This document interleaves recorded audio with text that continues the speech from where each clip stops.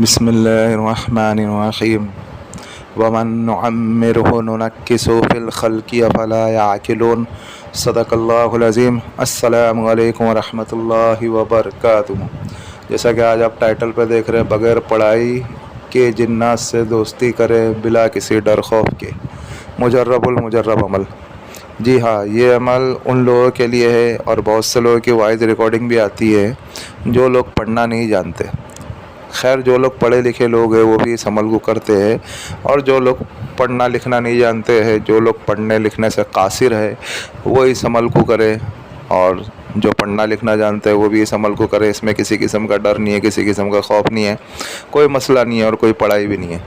लेकिन भाई, पढ़ाई करना चाहिए। जैसे हम दुनिया के मामले में चौकस और चौकन्ना होते ना, तो उसी तरीके से दीन के मामले में भी पढ़ाई होना ज़रूरी चाहिए।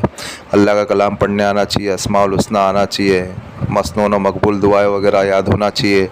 समझे, ये सारी चीज़ें ज़रूरी है। जैसे दुनिया की लाइन से हमें ये सारी चीज़ें मालूम है ना, कि कितना काम करूँगा तो कितना पैसा मिलेगा, कितनी मेहनत करूँगा तो कितना पैसा बचेगा, तो उसी तरीके से दीन की लाइन से भी मालूमात होना ज़रूरी है। समझे, नहीं तो बहुत शर्म की बात है कि हम मुसलमान होकर के हम कह देते हैं कि हमें पढ़ना लिखना नहीं आता है, हज़रत कोई ऐसी अमल बताए जिससे हम फ़वाइद हासिल कर सके। तो ये ख़ास उन लोगों के लिए है जो लोग वॉइस रिकॉर्डिंग छोड़ते हैं, और उन लोगों को एक ये मेरी हिदायत भी है और एक नसीहत भी है कि आप जैसे दुनियावी लाइन से चौकस और चौकन्ने होते हैं, तो उसी तरीके से दीन की लाइन से भी बने। समझे, पढ़ना लिखना भी आना चाहिए, अल्लाह का कलाम पढ़ने आना चाहिए, ये सारी की सारी चीज़ें आना चाहिए। खैर, अभी बातें बहुत हो गई, अभी हम चलते हैं अमल की जानिब। इस अमल को आप मंगल की रात से करें या जुमेरात की रात से करें, इसमें कोई पढ़ाई नहीं है, कुछ नहीं है। आपको सिर्फ़ बाज़ार जाना है और कोई ऐसी मशहूर और मारूफ दुकान देखना है मिठाई की, जिस जगह पे मिठाई मिलती है और जहाँ पे ज़्यादा रश होता है। या तो आप मालूम करें आपके इलाके में, आपके मोहल्ले में, आपके बाज़ार में, कि कौन सी ऐसी जगह है जहाँ पे ज़्यादा भीड़ होती है और ज़्यादा लोग मिठाई लेने आते हैं।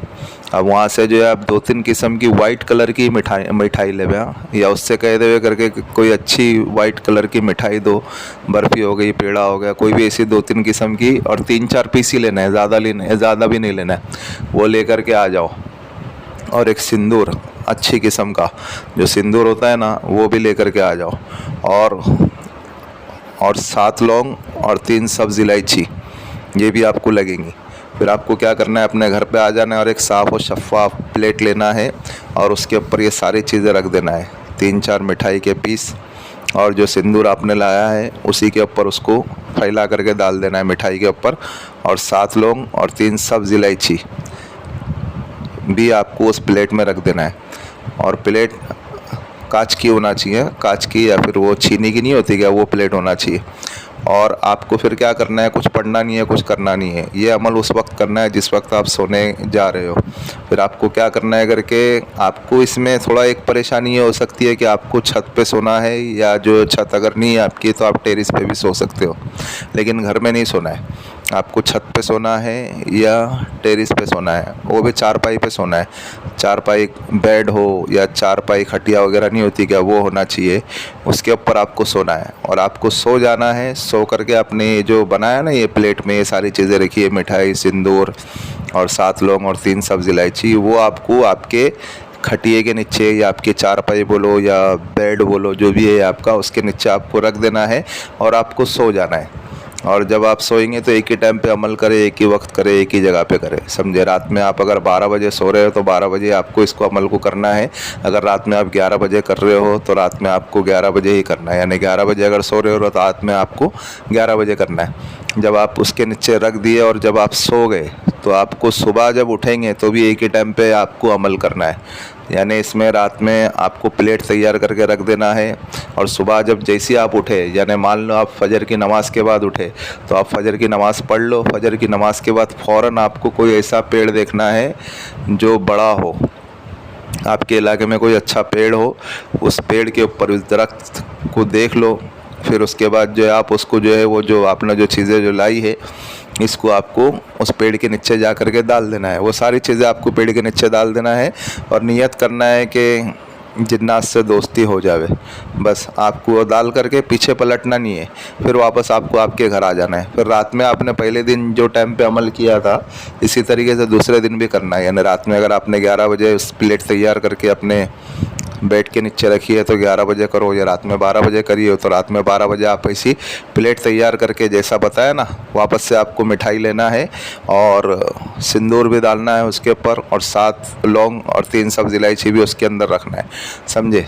ये आप एक साथ मिठाई नहीं ला सकते, रोज़ाना आपको मिठाई लेके आना है, समझे। सिंदूर और लौंग और सब्ज़ इलायची आप ले करके रख सकते हो, लेकिन मिठाई आपको रोज़ मिठाई वाले से लेके आना है। 3-4 पीस ही लाना है। पहले दिन अगर 3 पीस रखे तो दूसरे दिन भी, या जब तक कि आपका अमल चल रहा है उतने ही पीस रखेंगे, ठीक है।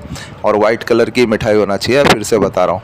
फिर आपको क्या करना है, आप वो सारी चीज़ें लेके आ गए, फिर वो इसी थाली तैयार करो, फिर आप आपके छत के ऊपर या टेरिस के ऊपर आप जा कर के सो जाओ, समझे। अगर छत नहीं है, टेरिस है, टेरिस पे सो। अगर टेरिस नहीं है तो छत पे आप चारपाई डालो, चारपाई डाल करके उसके ऊपर सो जाओ और नीचे प्लेट रख दो।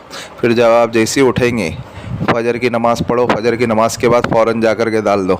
और फजर की नमाज़ के बाद ही अगर डालोगे तो बेहतर है, क्योंकि उस वक्त में क्या है, ज़्यादा लोग रहते नहीं है, कोई आपको देखने वाला नहीं आएगा। क्योंकि आप अगर प्लेट अगर वहाँ पे अगर आप अगर उंडलने जा रहे हो, किसी दरख्त के नीचे अगर ये सारी चीज़ें डाल रहे हो तो कोई आपको देखने वाला नहीं रहेगा ना। आप अगर लेट करोगे तो लोग उड़ जाएंगे, तो लोग फिर देखेंगे, तो लोग सवाल करेंगे। तो बेहतर है कि आप फजर की नमाज़ के बाद ही फ़ौरन जा कर के उस पेड़ के नीचे ही डालना, जिस पेड़ के नीचे पहले दिन डाले उसी पेड़ के नीचे डालना है, और नियत वही करना है कि जिन्नात से दोस्ती हो जावे।